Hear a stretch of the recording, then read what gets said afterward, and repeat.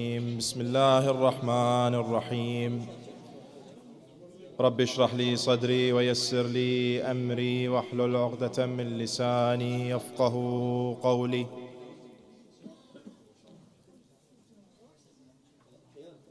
صلى الله عليك يا سيدي ويا مولاي يا رسول الله. صلى الله عليك وعلى أهل بيتك المظلومين. صلى الله عليك يا سيدي يا أبا عبد الله، يا رحمة الله الواسعة ويا باب نجاة الأمة. غريب يا مظلوم كربلاء، يا ليتنا كنا معكم سادتي فنفوز والله فوزا عظيما. أما بعد، فقد قال الله تعالى في محكم كتابه الكريم: أعوذ بالله من الشيطان الرجيم، بسم الله الرحمن الرحيم. يا أيها الناس اتقوا ربكم الذي خلقكم من نفس واحدة وخلق منها زوجها وبث منهما رجالا كثيرا ونساء، واتقوا الله الذي تساءلون به والأرحام إن الله كان عليكم رقيبا. آمنا بالله، صدق الله العلي العظيم. لتعجيل فرج مولانا صاحب العصر والزمان، عطروا أفواهكم ونوروا مجلسكم بالصلاة على محمد وآل محمد.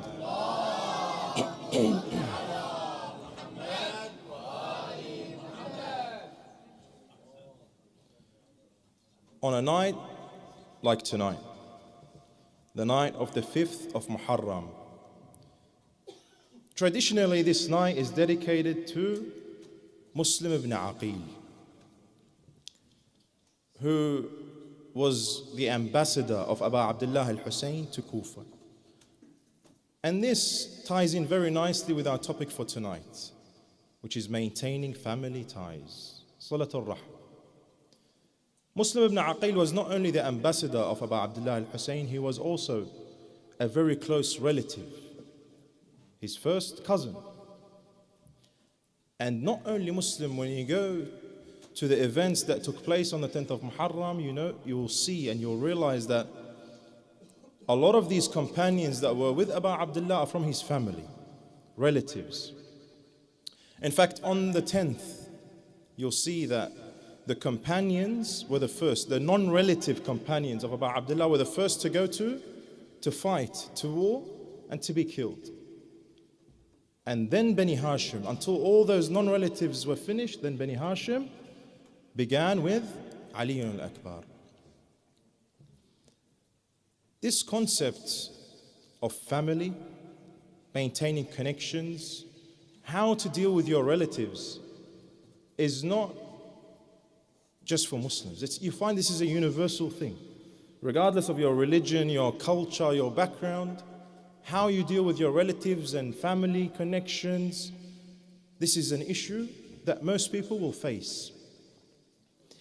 And when it comes to Islam and how Islam views family and family relationships, you will find that maintaining family ties, Salat al-Rahm, is one of the most important things in the entire religion. And if you had a priority list of what is the most important and to what is the least important, you'll find it at the very top of that list, maintaining family ties. And you'll find that in our religion, there's many narrations that state this is one of the few things, one of the few actions that when you do, you'll see the impact. You will actually see the impact in this life. Because there's a lot of actions, there's a lot of worship, there's a lot of ibadah that you don't necessarily see the impact here, but you'll see the benefit on the day of judgment, you'll go into heaven. But Salat al-Rahm specifically has an impact in this life. You will actually see a lot of impacts from it.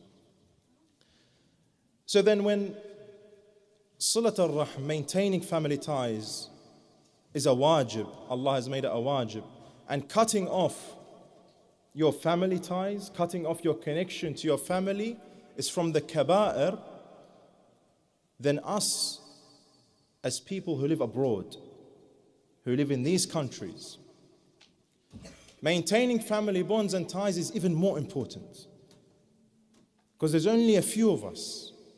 There's so much less of us. Maintaining those bonds and connections becomes even more important.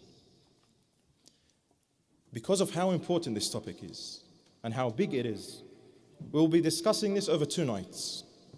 Tonight inshallah, and tomorrow night. Tonight we will address what is the importance of maintaining family ties, and we'll also discuss the jurisprudence, the fiqh. What is the fiqh view on maintaining family ties, on Silat al-Rahm? Tomorrow night we will go into the positive effects. What are those positive effects that we will see in this life, in this world? And we'll also go through the danger of cutting off family ties. This is tomorrow night. And we'll also go through and discuss why this qati'ah, why this disconnection happens. When it comes to the importance, you'll find, as I mentioned many, many times in the Quran, that the rahim, the arham, the qurba, they are mentioned. And the ayah that I began with tonight, the ayah in which Allah subhanahu wa ta'ala says, وَاتَّقُوا اللَّهَ الَّذِي تَسَاءَلُونَ بِهِ وَالْأَرْحَامِ. And fear Allah, that you will be asked about Him and His rights, and the arham, and your relatives, and your family. Here Allah subhanahu wa ta'ala has linked 2 concepts: taqwa, fearing God, and your family and your relationships. Imam al-Sadiq alayhi salam, when he's asked about this ayah, he says, do you not see the importance that Allah subhanahu wa ta'ala has made or has placed with maintaining your family ties, that He has placed it equal and the same level to having taqwa, to having piety?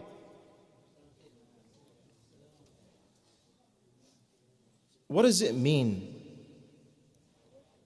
when Allah subhanahu wa ta'ala says taqwa, wattaqullah, and alaykum as-salam wa rahmatullah. Wattaqullah, fear Allah, have taqwa, wal arham.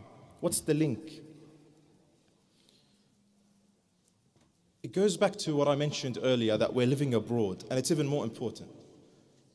Because when you have family, when you have arham who are God-fearing, who are good Muslims, and you maintain that connection with them, and you sit with them, and you meet up with them, then how likely are you to sin in front of them? How likely are you to do things that shouldn't be done in front of them? It's something that will stop you. Because you find today that those who distance themselves and cut themselves off from their family, it becomes very easy to fall into sin and to be lost. And especially so for the youngsters. The younger they are, the more at risk they fall of this. Imam al-Sadiq alayhi salam, he says, on the day of judgment. Now you've all heard that on the day of judgment, when you're there, the jawarih begin to speak. So there's no hiding. Your hand will say, I stole that money. You can't control it. The hand will say, I stole that money. I hit that person. Your legs will say, I walked into that haram place that I shouldn't have been to. Your mouth will say, I ate that haram food. I drank that haram drink. Your tongue will say, I did ghibah. I said this thing. I lied about that person. Imam al-Sadiq alayhi salam, he says the very first of these jawarih, The very first of these parts that will speak on the day of judgment is the rahim. And this rahim will make a dua on the day of judgment. A dua will say, oh Allah, this person connected with me in the dunya. This person maintained me in the dunya, so Allah, connect with him. Maintain your connection with him. And oh Allah, this person disconnected from me in the dunya, so disconnect yourself from him. What does it mean when Allah subhanahu wa ta'ala connects to us? Maintains his connection or disconnects his connection? That connection is the rahmah, the mercy, the forgiveness of Allah. Your rahim will be making a dua for Allah to either forgive you or to remove you from his forgiveness. Now we said the jawarih, the body parts are speaking.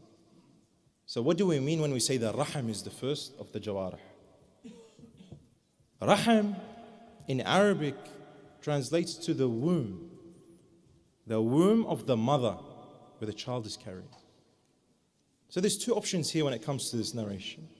The first opinion, they say that all your relatives that you have, they will be there on the day of judgment, and each one of them will give his statement.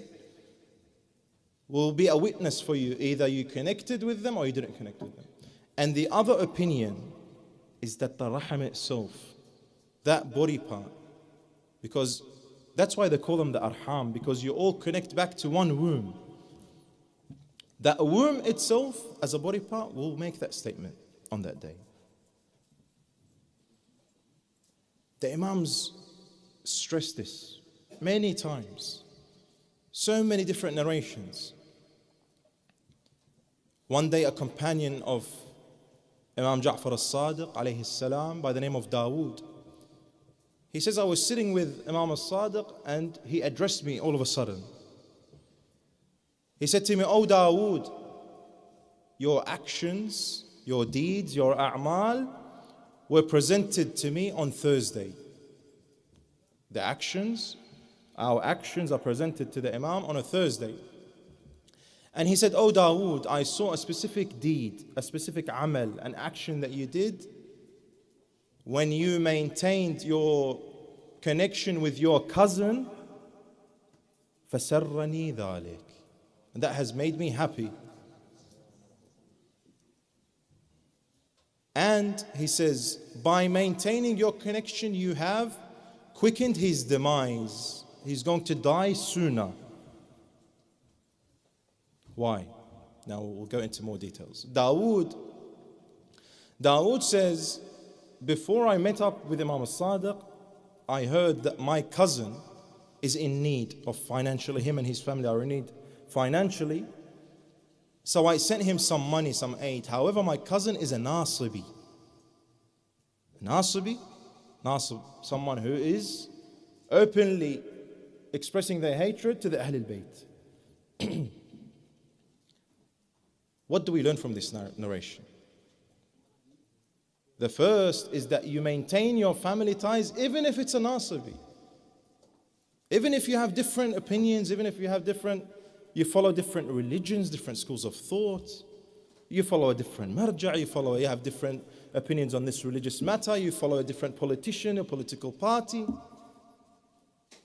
A nasibi, and the Imam says, فَسَرَّنِي ذَلِكَ. I'm happy that you maintained your connection.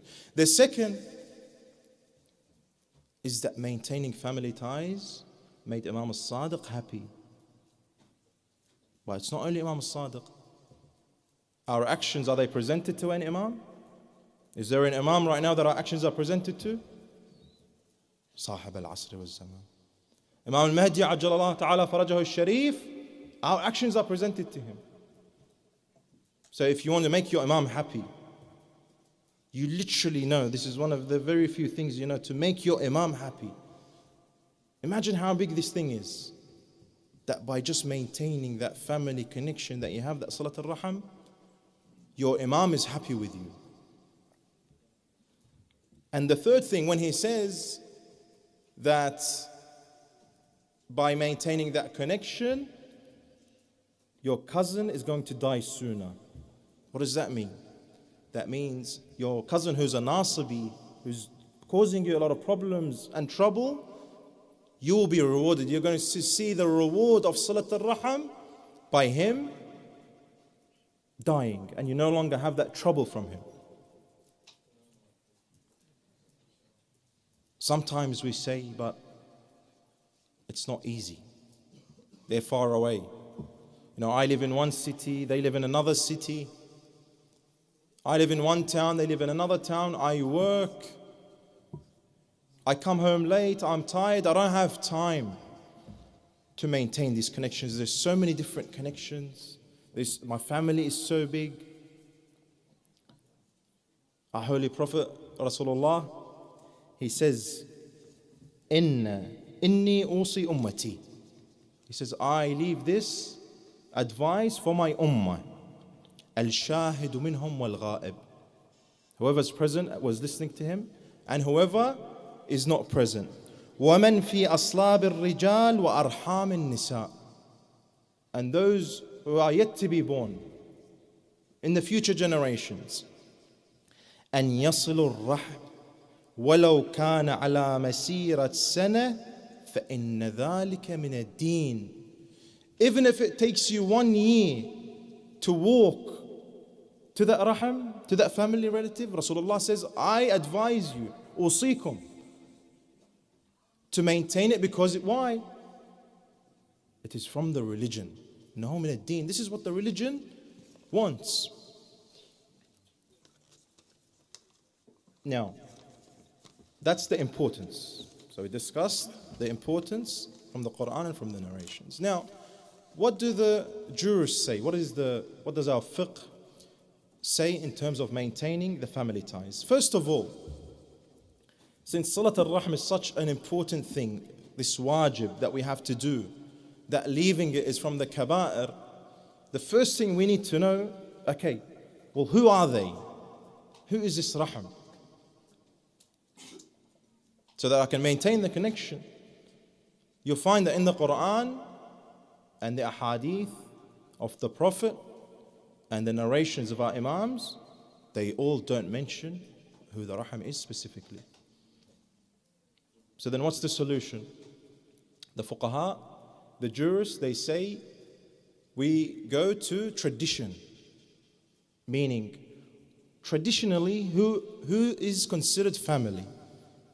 What is the general agreement? If you were to ask someone family, they'll tell you this person, and that person. Sayyid al-Sistani, he goes and gives us specific. He gives us a list. He says, whoever is traditionally referred to as family, like the parents, the grandparents, the siblings, the uncles and the aunties from your mom's side and your dad's side, and their children. Parents, grandparents, siblings, uncles, amam, ammat, khalat, khawal, and their sons, and all your cousins from them. And then we'll be like, okay, but, there could be a second cousin, and, there could be my grandfather's brother's son, and there's like all these different complex relationships. So how do I, write down the list and know exactly who they are? The narrations tell us to not be too worried about that.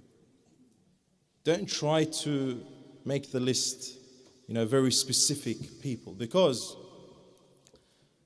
Imam al-Ridha alayhi salam, he narrates that Rasulullah salawatullahi alayhi wa alih, when he was in the Mi'raj, when he ascended into the heavens, he saw attached to the throne, to the arsh, a rahim, complaining to Allah Azza wa Jal that it has been cut off, that it hasn't been maintained.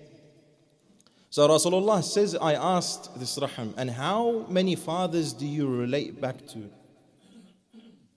The rahim says, we relate back to 40 fathers, to 40 generations back, 40 grandfather after grandfather after grandfather, and the rahim is attached to the throne of Allah and complaining that it hasn't been maintained.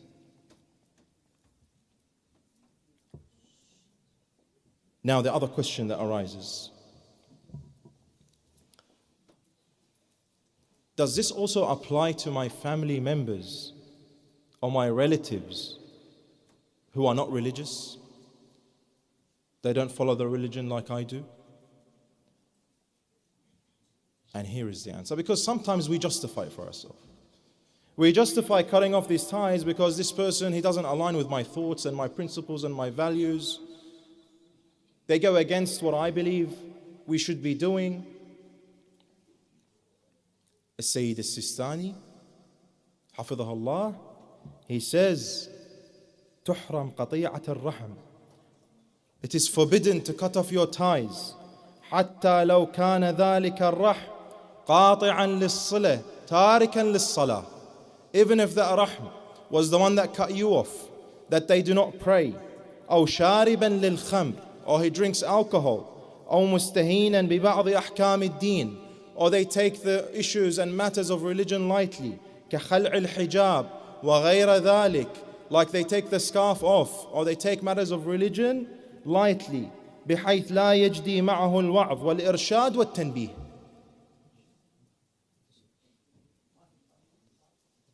يحرم قطع الرحم. It's forbidden to cut off the ties, even if they don't pray, they don't drink alcohol. She takes off her scarf. No matter what, you cannot cut off. Even if you advise them and they don't listen to you, you still cannot cut off the ties. بشرط أن لا تكون تلك الصلة موجبة لتأييده على فعل الحرام. With the condition that thing that you do to maintain the connection is not encouraging him to do haram. Meaning what? Meaning that if this person is doing haram and you visiting them is going to make them feel that what they're doing is okay, that you're encouraging them to do the haram, then you don't need to visit them. But still, do we cut off with them? No.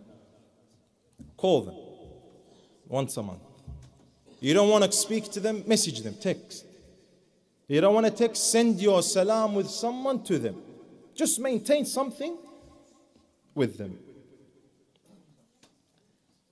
Now, does Silat al-Rahm, does maintaining family ties apply to those who have passed away, to the dead, or only to the alive? Silat al-Rahm is for the ahya and the amwat, those who are alive and those who are dead. Now we come to our second part. We know who they are now. We know the importance of Salat al-Rahm. We know who the Rahm are. We have an understanding of that. How do we do that Salah? How do we maintain that relationship?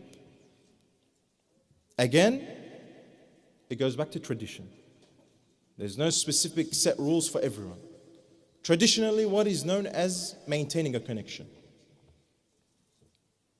In this day and age, it's not necessarily visiting people.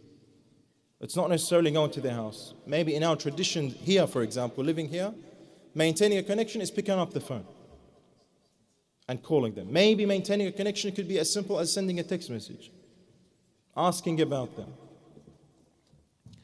And there are, however, some circumstances where it is a visit.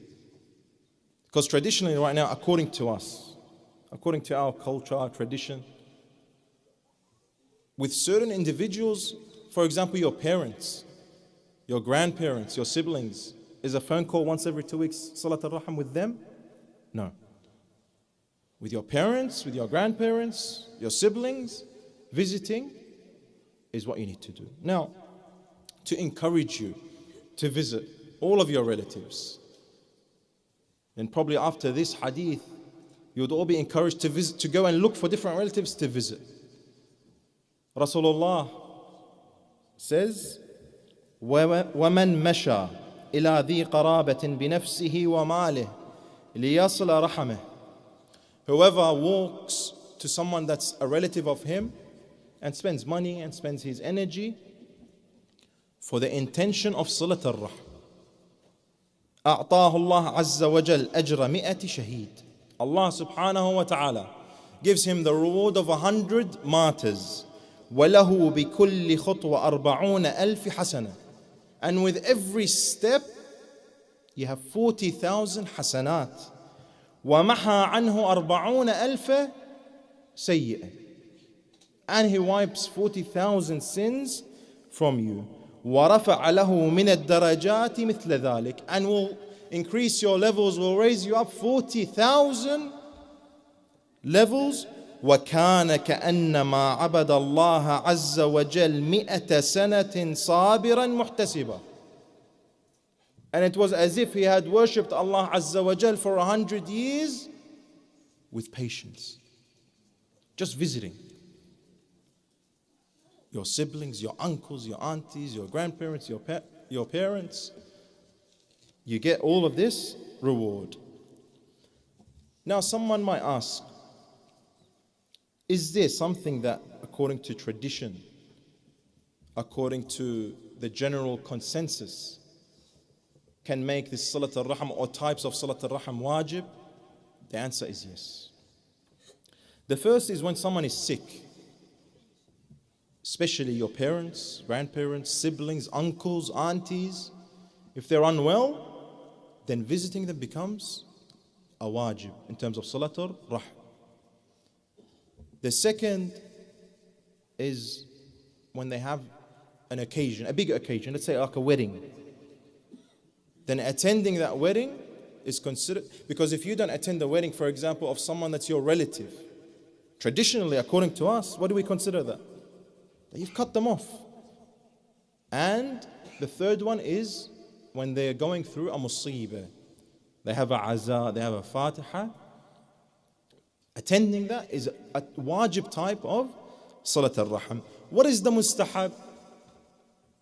The mustahab is when you've done the wajib, for example, you've gone and visited this relative last week. You've done the wajib. Anything extra that you do is a mustahab. So you visit them last week and then the next week you call them. And then a couple of days later you text them. That call, that text, that's the mustahab type. Now, some people will say, but I have 100 relatives, for example. And I maintain Salat al-Rahim with 20 of them, 20%. And I do really good things. I maintain it, I always call them and I visit them. And the other 80, I don't maintain. I don't have Salat al-Rahim with them. Am I considered that I have maintained Salat al-Rahim or not? Or qati' al-Rahim?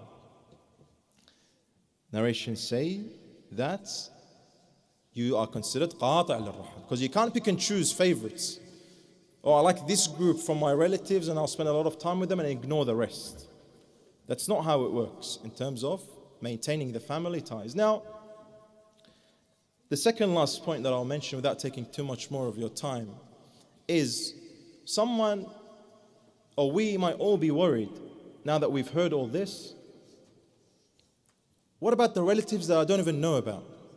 You know, second cousins. You know, my dad's cousin, they're overseas and they have children and their children's children. What if the ones that I don't even know about? I don't even know how to reach out to them. I can't call them. Our jurists, our fuqaha also have an answer to that. They say if that's the case, then all you do is you put your hand up to Allah and you say, Allahumma ighfir li arhami. That's it. That's all you need to do. Very easy. The ones that you don't know, you can't reach, just make dua for them.